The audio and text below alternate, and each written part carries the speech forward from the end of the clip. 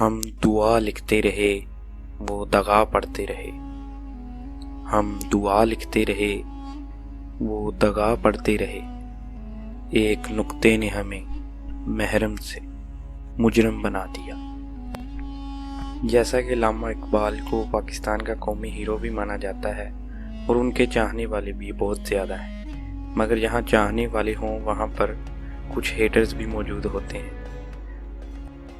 جیسا کہ علامہ اقبال نے خودی پر بہت زیادہ زور دیا ہے، لیکن اسی کے ساتھ ساتھ تصوف کو بھی اپنا مشغول بنایا اور تصوف پر بھی اعلیٰ قسم اور عمدہ قسم کی شاعری کی۔ یہاں پر علامہ اقبال کے بہت آسان شعر بھی آتے ہیں جو بچہ بھی سمجھ جاتا ہے، لیکن کچھ ایسے اشعار ہیں جن کو مفتی بھی سمجھنے سے قاصر آ گئے اور ان پر فتویٰ لگا دیا گیا۔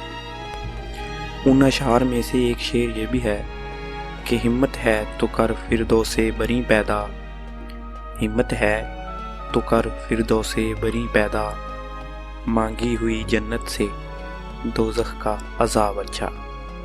اس کا مطلب یہ نہیں ہے کہ علامہ اقبال نے یہ کہا کہ دوزخ اچھی ہے یا دوزخ کا عذاب اچھا ہے، بلکہ اس شعر کے کئی مفہوم اور معنی نکلتے ہیں۔ اس شعر کا پہلا مفہوم یہ نکلتا ہے کہ اگر آپ نے اللہ تعالیٰ کی عبادت کرنی ہے تو بے لوث کرو، کسی لالچ سے اللہ تعالیٰ کی عبادت نہ کرو۔ یعنی آپ کے ذہن میں یہ نہ ہو کہ آپ عبادت کرتے ہیں تو جنت کے لیے کرتے ہیں، آپ عبادت کرتے ہیں تو نیکیوں کے لیے کرتے ہیں، آپ عبادت کرتے ہیں تو اپنی بخشش کے لیے کرتے ہیں۔